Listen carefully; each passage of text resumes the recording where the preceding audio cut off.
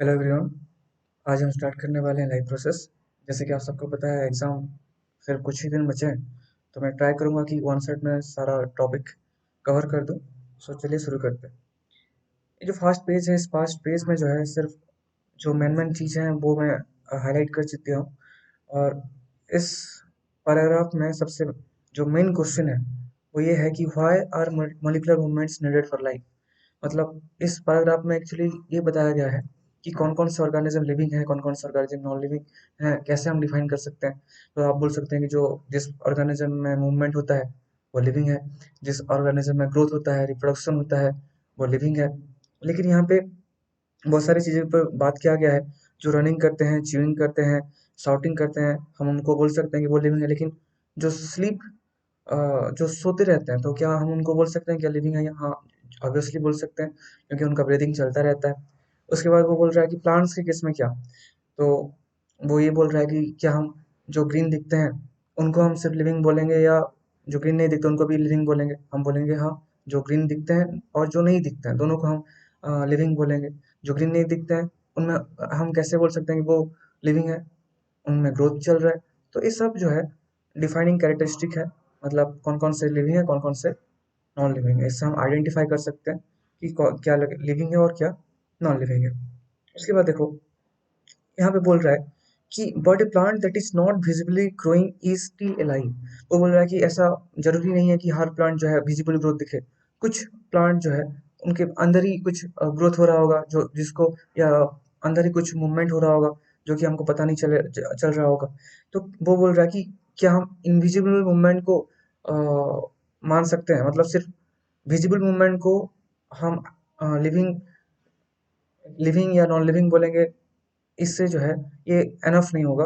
हम कुछ non visible molecular movement को भी हम क्या बोलना, मतलब लिविंग का कैरेक्टरिस्टिक है ये मानना पड़ेगा। देखो यहाँ से वो क्वेश्चन डायरेक्ट पूछ देगा, why visible movement as the defining characteristic of life is not enough. आगे सिर्फ वाई लगा देगा। सीबीएसई का पैटर्न है, वो कोई भी एक लाइन पिक करता है, आगे वाई लगा देता है, क्वेश्चन पूछ देता है। तो पूछेगा कि सिर्फ विजिबल मूवमेंट को हम लाइफ का एक कैरेक्टर मानेंगे, ये जरूरी नहीं है। क्यों? क्योंकि हमारे अंदर जो है बहुत सारा मॉलिक्यूलर मूवमेंट भी चल रहा है। तो इससे और एक क्वेश्चन बन सकता है कि is this invisible molecular movement necessary for life.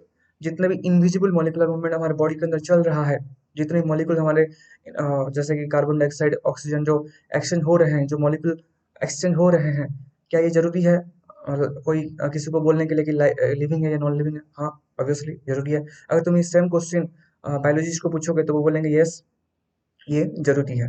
लेकिन अगर हम एग्जाम्पल वायरस को लें, तो वायरस में कुछ मॉलिक्यूलर मूवमेंट नहीं होता। तो वायरस क्या बोलेंगे कि वायरस में ये जो लाइन है वो फिट नहीं बैठता है, क्योंकि वायरस जो है वो जब तक किसी को इन्फेक्ट नहीं करेगा तब तक यहाँ पे मूवमेंट नहीं होगा। सो इसलिए वायरस में जो है अभी भी मतलब कंट्रोवर्सी खड़ी है कि वायरस जिंदा है, वायरस लिविंग चीज है या नॉन लिविंग ऑर्गेनिज्म है।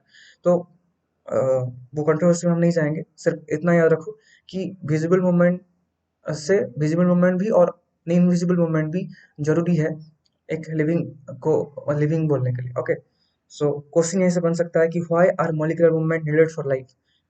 डेफिनेटली क्वेश्चन बन सकता है। इस सेम क्वेश्चन को वो थोड़ा बहुत लैंग्वेज को मॉडिफाई करके क्वेश्चन पूछ देगा कि why molecular movement needed for life. जैसे कि आप सबको पता है कि सेल ऑर्गेनेल्स कॉन्स्टिट्यूट सेल, उसके बाद cell constitute tissue, tissue constitute organ, organ constitute organ system. और ऐसे ही तो कोई भी एक लाइन, कोई भी एक जो सीरीज है, कोई भी एक सीरीज अगर ब्रेक हो गया ना, तो इससे क्या होगा, पूरा स्ट्रक्चर ही मतलब खत्म हो जाएगा। अगर मान लो कि टिश्यू खत्म हो गया, टिश्यू बना ही नहीं, तो ऑर्गन कैसे बनेगा? तो इसीलिए जो है, और मॉलिक्यूलर मूवमेंट इन सबको रिपेयर करने के लिए, इन सबको मेंटेन करने के लिए मॉलिक्यूलर मूवमेंट जरूरी है। मॉलिक्यूलर मूवमेंट के बिना ये सब रहे नहीं, मतलब पॉसिबल ही नहीं है। ओके, आई थिंक आप सबको ये समझ में आ गया होगा। नेक्स्ट आता है लाइफ प्रोसेस का definition. What is life process? यहाँ पे क्लियरली लिखा है कि the process which together perform this maintenance job. जो भी हमारे बॉडी के अंदर मेंटेनेंस जॉब चल रहा है, रेस्पिरेशन हो गया, न्यूट्रिशन हो गया, ये सब, इन सब को जो मेंटेन कर रहे हैं ना, इस प्रोसेस को बोलते हैं लाइफ प्रोसेस। ओके, सो मेंटेनेंस प्रोसेस में सबसे जरूरी क्या है? एनर्जी। एनर्जी हमको कहाँ से मिलता है? फूड से मिलता है। और इस प्रोसेस को, इस पार्ट को क्या बोलते हैं? न्यूट्रिशन पार्ट बोलते हैं। न्यूट्रिशन से हमको एनर्जी मिल रहा है। तो न्यूट्रिशन में बहुत सारे मतलब तरह के होते हैं। कार्बन, जितने भी फूड है वो कार्बन बेस्ड है। तो लेकिन सबका सबका अलग अलग स्ट्रैटेजी होता है कि कौन कैसे वो फूड को लेगा। बैक्टीरिया का अलग स्ट्रैटेजी है, हमारा अलग स्ट्रैटेजी है। क्योंकि क्यों अलग स्ट्रैटेजी है? क्योंकि उनके पास अलग, उनका अलग organ है, उनका अलग सिस्टम है, हमारा अलग अलग सिस्टम है। हमारे पास सेल टिश्यू ये सब है, लेकिन वो यूनिसेलुलर है। तो वो उनके उनके यहाँ जो है वो अलग अलग प्रोसेस से वो ये सब होता है। प्लस कार्बन बेस्ड मॉलिक्यूल जो हम ले रहे हैं वो कितना कॉम्प्लेक्स है उसके ऊपर भी डिपेंड करता है। नीचे बोल रहा है कि this sources energy therefore you need to be broken. अगर हमने खाना खा लिया उसके बाद उसको ब्रेक करना भी पड़ता है। तो इसके लिए भी प्रॉपर सिस्टम होना चाहिए। उसका नाम क्या है? रेस्पिरेशन। मतलब हम जो खाना खाते हैं, जो न्यूट्रिशन लेते हैं, उसको एनर्जी में कौन कन्वर्ट करता है? रेस्पिरेशन कन्वर्ट करता है। आई थिंक ये सब क्लियर हो गया होगा। उसके बाद कैसे हमारे बॉडी में एनर्जी मिल रहा है? सबसे पहली बात, हमारे बॉडी में जो खाना हम खा रहे हैं उसको ब्रेक किया जा रहा है। ब्रेक कौन से प्रोसेस से हो रहा है? ऑक्सीडाइजिंग रिड्यूसिंग रिएक्शन हो रहा है हमारे बॉडी के अंदर। इसको हम मेटाबॉलिक रिएक्शन बोल सकते हैं। उसके बाद यहाँ पे रेस्पिरेशन का डेफिनेशन दिया है कि the process of acquiring oxygen molecule acquiring oxygen from outside the body and to use it in the process of breakdown of food sources for cellular needs is what we call respiration। मतलब हम जो खाना खा रहे हैं उसको break किया जा रहा है, किसके प्रेजेंस में? ऑक्सीजन के प्रेजेंस में। इसको हम क्या बोलते हैं? रेस्पिरेशन बोलते हैं। उसके बाद सिंगल सेल ऑर्गेनिज्म के पास स्पेसिफिक ऑर्गन नहीं होता ये सब करने के लिए, एक्सचेंज ऑफ गैसेस के लिए। वो उनका जो सेल है, यूनिसेलुलर के पास एक ही सेल है, तो उनका जो सेल है वो डायरेक्ट कॉन्टैक्ट में रहता है एटमॉस्फेयर से। तो वो आराम से डिफ्यूजन के प्रोसेस से वो खाना लेते हैं, वेस्ट प्रोडक्ट बाहर भेजते हैं। लेकिन हमारे मल्टीसेलुलर ऑर्गेनिज्म में ऐसा नहीं है। हमारे पास बहुत सारे सेल हैं, trillions of cells we have. तो हमारे केस में क्या होगा? हमारे केस में प्रॉपर टिश्यू बने हैं, प्रॉपर ऑर्गन बना है, प्रॉपर ऑर्गन सिस्टम बना है, जिसकी मदद से हम खाना को लेते हैं और उसको डाइजेस्ट करके उससे एनर्जी लेते हैं। उसके बाद यहाँ पे स्पेशलाइज्ड टिश्यू के बारे में बात किया गया है कि हमारे पास स्पेशलाइज्ड टिश्यू है, जो है हम खाना मतलब फूड और ऑक्सीजन को लेने के लिए अलग अलग टिश्यू है। फूड को डाइजेस्ट करने के लिए डाइजेशन सिस्टम है, प्रॉपर ऑक्सीजन को लेने के लिए पूरा रेस्पिरेशन सिस्टम है। तो इससे क्या हो रहा है? एक प्रॉब्लम क्रिएट हो रहा है। वो प्रॉब्लम जो है, अगर तुम खाना खाओगे, ऑक्सीजन लोगे, तो इससे एक ट्रांसपोर्टेशन सिस्टम की जरूरत हो रहा है। तो ट्रांसपोर्टेशन सिस्टम इससे हमारे बॉडी में भी है, जिससे क्या हो रहा है? फूड ट्रांसपोर्ट में हेल्प हो रहा है, ऑक्सीजन ट्रांसपोर्ट में हेल्प हो रहा है। उसके बाद जैसे तुम्हारे बॉडी में एनर्जी क्रिएट होगा, जब जब तुम्हारे सेल में एनर्जी प्रोड्यूस होगा, तब तब उस एनर्जी के साथ साथ क्या प्रोड्यूस होगा? कार्बन डाइऑक्साइड प्रोड्यूस होगा। तो कार्बन डाइऑक्साइड क्या है? एक वेस्ट मटेरियल है। वेस्ट मटेरियल को बाहर करने के लिए एक प्रॉपर सिस्टम चाहिए। उस सिस्टम को हम क्या बोलते हैं? एक्सक्रीटोरी सिस्टम बोलते हैं। तो इन दिस वे हमारे बॉडी में एक वन बाय वन को हेल्प करने के लिए, प्रॉपर मेंटेनेंस करने के लिए एक एक सिस्टम हमारे पास है। सबसे पहला न्यूट्रिशन है, जो मतलब हमको एनर्जी चाहिए। सबसे स्टार्टिंग शुरू होता है ना एनर्जी, हमको एनर्जी चाहिए। कोई भी लिविंग ऑर्गेनिज्म है इस दुनिया में, सबको एनर्जी चाहिए। एनर्जी जो कहाँ से मिलेगा? फूड से मिलेगा। इस सिस्टम को क्या बोलेंगे? न्यूट्रिशन बोलेंगे। खाना जब तुम खाओगे, उसको ले जाने के लिए, प्रॉपर सेल के पास ले जाने के लिए कौन सा सिस्टम की जरूरत है? ट्रांसपोर्टेशन सिस्टम की जरूरत है, जो कि ऑक्सीजन लेके जाएगा हर एक सेल के पास। उसके बाद वो सेल जो है वो ऑक्सीजन को यूज करेगा, वो तो कार्बोहाइड्रेट को मतलब ग्लूकोज को, सॉरी कार्बोहाइड्रेट को ब्रेक डाउन करने के लिए ग्लूकोज में। उसके बाद जब ये रेस्पिरेशन प्रोसेस हो रहा होगा, तब क्या होगा? एक वेस्ट प्रोडक्ट प्रोड्यूस होगा। एनर्जी के साथ साथ एक वेस्ट प्रोडक्ट प्रोड्यूस होगा। इस सिस्टम को क्या बोलेंगे? एक्सक्रीटोरी सिस्टम बोलेंगे। तो in this way life process हमारे बॉडी में डेवलप हुआ है। मेंटेनेंस प्रोसेस ऐसे हमारे बॉडी में चलता रहता है। सबसे पहला क्वेश्चन है, why is diffusion insufficient to meet the oxygen requirements of multicellular organisms like humans. वो बोल रहा है कि डिफ्यूजन जो है प्रोसेस है वो मल्टीसेलुलर में उतना हेल्प क्यों नहीं करता? क्योंकि हम सबको पता है कि हमारे बॉडी में जो है हम तो यूनिसेलुलर ऑर्गेनिज्म है नहीं, हम मल्टीसेलुलर हैं। तो हमारे बॉडी में ट्रिलियंस ऑफ सेल है, जो कि टिश्यू बन चुके हैं। टिश्यू ऑर्गन बना है, ऑर्गन ऑर्गन सिस्टम बना है। हमारे बॉडी में एक प्रॉपर सिस्टम डेवलप है। तो यहाँ और हमारे जो सेल है वो डायरेक्ट कॉन्टैक्ट में नहीं है एनवायरनमेंट के, तो वहाँ से डिफ्यूजन होना भी पॉसिबल नहीं है। और लेकिन यूनिसेलुलर में उनका जो एक वो एक सेल से बने हैं, तो एक सेल वन सेल जो है वो एटमॉस्फेयर से डायरेक्ट कॉन्टैक्ट में है, तो वो आराम से high concentration to low concentration में डिफ्यूजन प्रोसेस हो सकता है, लेकिन हमारे में नहीं हो सकता। आराम से लिख सकते हो। सेकंड क्वेश्चन पूछा है कि what criteria do you use to decide whether something is alive और नॉट।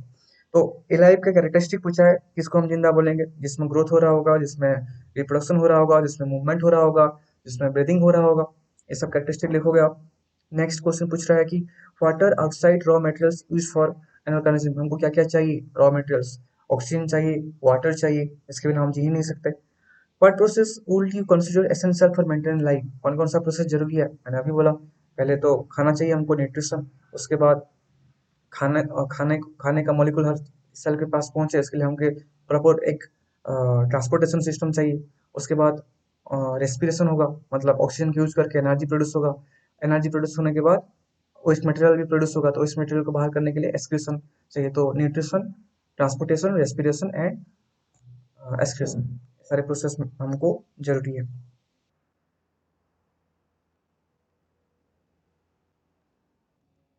उसके बाद हम आएंगे न्यूट्रिशन के पास।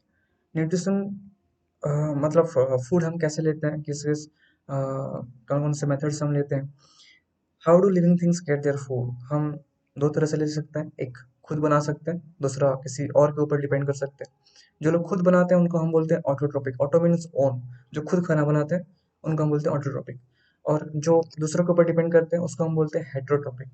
तो यहाँ पे लिखा है कि अ, जो हेट्रोट्रोपिक होते हैं वो ऑटोट्रोपिक के ऊपर जो है वो डायरेक्टली और इनडायरेक्टली उनके ऊपर डिपेंड रहते हैं।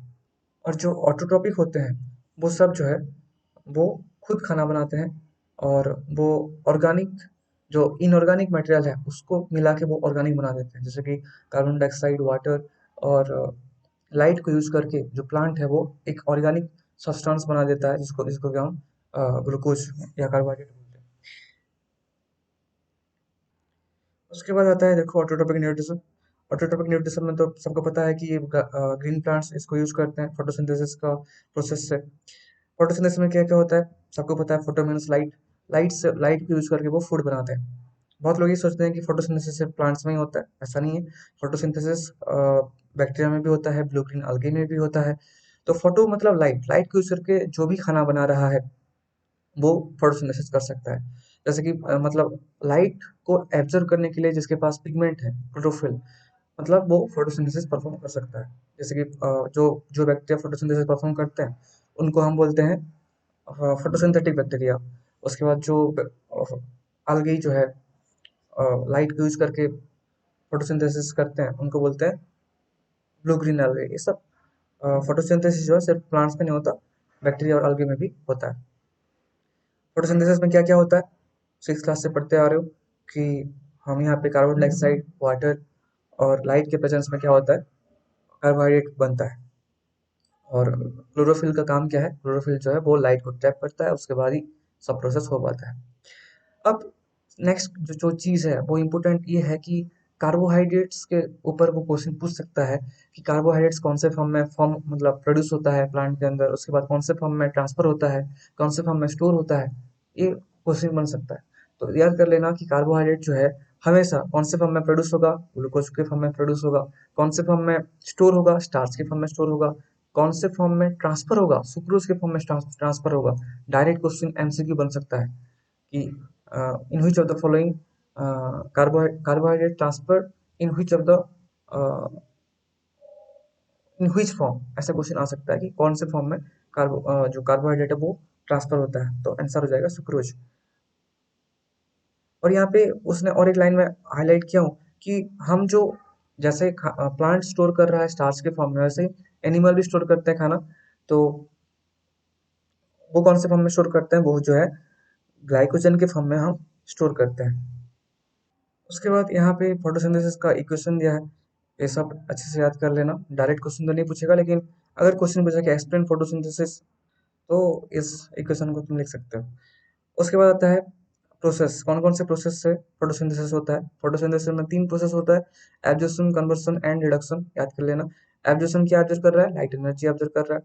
उसके बाद कन्वर्ट कर रहा है, किसको कन्वर्ट कर रहा है, लाइट एनर्जी को केमिकल एनर्जी में कन्वर्ट कर रहा है। And splitting of water molecules into hydrogen and oxygen. उसके बाद वो क्या कर रहा है, इनऑर्गेनिक को क्या करेगा, तोड़ेगा। इनऑर्गेनिक मतलब वाटर और जो कार्बन डाइऑक्साइड है उसको तोड़ेगा, और क्या क्या निकलेगा, splitting of water molecules into hydrogen and oxygen, water को तोड़ेगा और हाइड्रोजन ऑक्सीजन ऐसे ऐसा कर देगा। Next reduction. रिडक्शन क्या रिडक्शन कर रहा है, कार्बन डाइऑक्साइड को रिड्यूस कर रहा है और क्या बना रहा है, कार्बोहाइड्रेट्स बन रहा है। तो यहाँ पे क्वेश्चन मैं लिंक करूंगा आवर एनवायरमेंट से। क्वेश्चन पूछ सकता है कि what is the difference between producers and decomposers. तो प्रोड्यूसर क्या कर रहा है, प्रोड्यूसर जो है वो इनऑर्गेनिक को ऑर्गेनिक में कन्वर्ट कर रहा है, और जो डिकम्पोजर है वो उल्टा करता है, ऑर्गेनिक को इनऑर्गेनिक में कन्वर्ट करता है। तो ये जो डिफरेंस है याद कर लेना, क्वेश्चन ऐसे ही क्वेश्चन पूछेगा। सीबीएसई जो है हमेशा चैप्टर को लिंक करता है, तो कंफ्यूज मत होना। उसके बाद इस वाले पेज में ये वाला जो डायग्राम है बहुत इंपॉर्टेंट है। क्वेश्चन जो है सीबीएसई का सिमुलेटर जो 2022 का जो करंट का रिलीज किया है उसमें ये वाला क्वेश्चन सीधा दिया है कि पूछा है कि कौन से वाले पार्ट में फोटोसिंथेसिस ज्यादा होगा। ओके, इस डायग्राम से क्वेश्चन बन सकता है कि जो भी नेमिंग दिया गया है ना इस डायग्राम में, उस नेमिंग का फंक्शन थोड़ा याद करके चले जाना।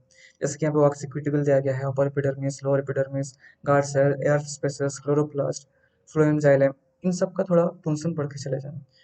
Most of the people students को ये पता नहीं होगा कि वॉक्सी क्यूटिकल का काम क्या है, अपर एपिडर्मिस, लोअर एपिडर्मिस। तो सुनो, वॉक्सी क्यूटिकल जो है एक प्रोटेक्टिव लेयर है जो कि और क्या करता है, लाइट को अंदर आने में हेल्प करता है।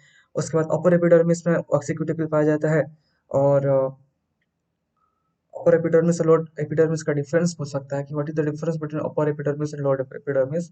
तो इसमें याद कर लेना कि अपर में स्टोमाटा नहीं पाया जाता, लोअर एपिडर्मिस में स्टोमाटा पाया जाता है। अब कुछ याद आ रहा होगा, अगर लोअर एपिडर्मिस में स्टोमाटा ज्यादा पा रहा है तो कौन सा प्रोसेस ज्यादा हो रहा होगा, ट्रांसपीरेशन। तो क्वेश्चन ये सॉलिड वाला बन सकता है कि ट्रांसपीरेशन कहाँ पे ज्यादा होता है, अपर वाले पार्ट में या लोअर वाले पार्ट में। तो क्वेश्चन डायरेक्ट पूछ सकता है कि transpiration occurs in which of the following part, और वो क्या करेगा, ऑप्शन 4 दे देगा, I double I, triple I, आई भी बोल के दे देगा, और आई भी में वो ऑप्शन देगा कि लोअर एपिडर्मिस बोल के, और lower epidermis, upper epidermis, chloroplast ऐसे बोल कर वो ऑप्शन देगा। तो आंसर क्या होगा, लोअर एपिडर्मिस। आई थिंक समझ में आ गया होगा। उसके बाद एयर स्पेसेस किस में हेल्प करता है, एयर स्पेसेस जो है एक्सचेंज ऑफ गैसेस में हेल्प करता है। गार्ड सेल सबको पता है, opening and closing of stomata में हेल्प करता है। क्लोरोप्लास्ट के पास क्लोरोफिल होता है जो कि लाइट को एब्जॉर्ब करता है। तो और ये डायग्राम भी थोड़ा बहुत प्रैक्टिस करके चला जाना, मेरे डायग्राम आ भी सकता है। एक्टिविटी से क्वेश्चन पूछ सकता है कि what is the purpose of this activity. तो इस एक्टिविटी का पर्पज क्या है, ये एक्टिविटी जो है वो क्लोरोफिल एसेंशियल है बोल के, chlorophyll is essential for photosynthesis. तो इसको ही वो दर्शाना चाह रहा है। तो इसके लिए वो क्या क्या कर रहा है, प्रोसेस पढ़ लेना। क्वेश्चन ये पे आएगा कि डायरेक्ट मतलब डायरेक्ट क्वेश्चन तो नहीं पूछेगा, इससे एमसीक्यू बन सकता है। मतलब जो भी पार्ट तुम ग्रीन ग्रीन देख रहे हो ना, वहाँ पे क्या है, वहाँ पे क्लोरोफिल है। और जहाँ पे क्लोरोफिल है वहाँ पे क्या प्रोड्यूस होगा, वहाँ पे फोटोसिंथेसिस होगा। फोटोसिंथेसिस होने से क्या होगा, स्टार्च प्रोड्यूस होगा। स्टार्च प्रोड्यूस होगा तो स्टार्च रिएक्ट करेगा आयोडीन के साथ और पर्पल या ब्लू ब्लैक कलर बनाएगा। ओके, नेक्स्ट आता है स्टोमाटा। स्टोमाटा से क्वेश्चन बन सकता है। स्टोमाटा में कैसे पूछेगा, ऐसे डायग्राम दे देगा। जो भी तुम्हारा मैक्सिमम क्वेश्चन होगा ना वो डायग्राम बेस्ड ही होगा, इसलिए कोई भी डायग्राम को छोड़ के नहीं जाना है। उस डायग्राम में जो भी नेमिंग किया गया है उस नेमिंग का फंक्शन अच्छे से पढ़ के जाना है, क्योंकि अक्सर क्वेश्चन नेमिंग से ही पूछता है, नेमिंग का फंक्शन से पूछता है। ओके, नेक्स्ट यहाँ पे लिखा है कि massive amounts of gases exchange takes place in the leaves through the spores for the purpose of photosynthesis. तो मिसिव अमाउंट्स ऑफ जो है गैसेस एक्सचेंज होता है, कहाँ पे होता है, by the help of stomata होता है। अब ये याद कर लेना, अभी अभी बोला था कहाँ पे ज्यादा स्टोमाटा पाया जाता है, अपर या लोअर, लोअर में पाया जाता है। ये पॉइंट जो है बहुत अच्छे से याद कर लेना, क्वेश्चन बन सकता है इसमें से।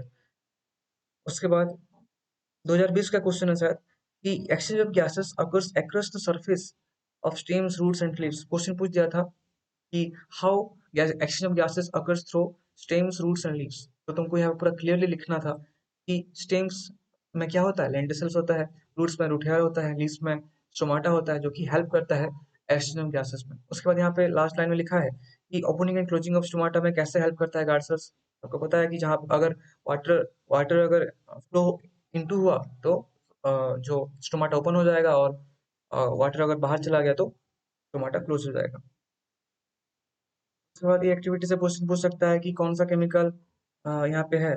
जैसे कि सीबीएसई से हम लोगों ने पूछा था, सेम डायग्राम दिया था, कॉपी पेस्ट कर दिया था और पूछा था कि कौन सा केमिकल यहाँ पे प्रेजेंट है। यहाँ पे KOH है, पोटेशियम हाइड्रोक्साइड है। पोटेशियम हाइड्रोक्साइड का काम क्या है?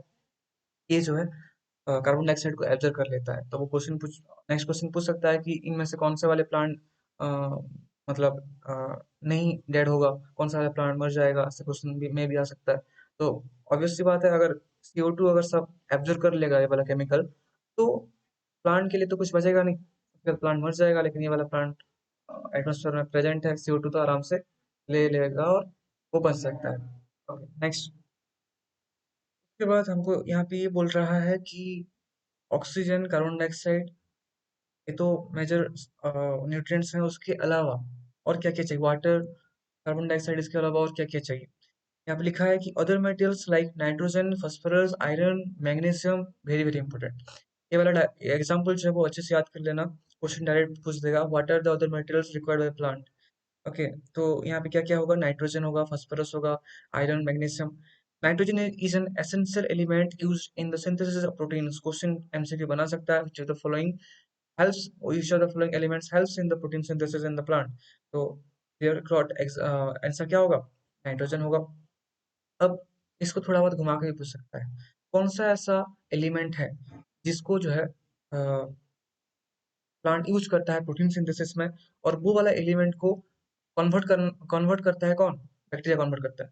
Right, an element that is converted by bacteria which helps in protein synthesis. तो क्वेश्चन ऐसे घुमा के पूछेगा। क्वेश्चन तुम डायरेक्ट वाला क्वेश्चन एक्सपेक्ट मत करो सीबीएसई से। आजकल वो डायरेक्ट वाला क्वेश्चन पूछना बंद कर चुका है। तो आंसर क्या हो जाएगा? नाइट्रोजन एक ऐसा एलिमेंट है जिसको बैक्टीरिया उसको कन्वर्ट करता है नाइट्राइट और नाइट्रेट में। उसके बाद प्लांट उसको टेक एब्जॉर्ब करता है और उससे वो क्या बनाता है? प्रोटीन सिंथेसिस करता है। Okay, next.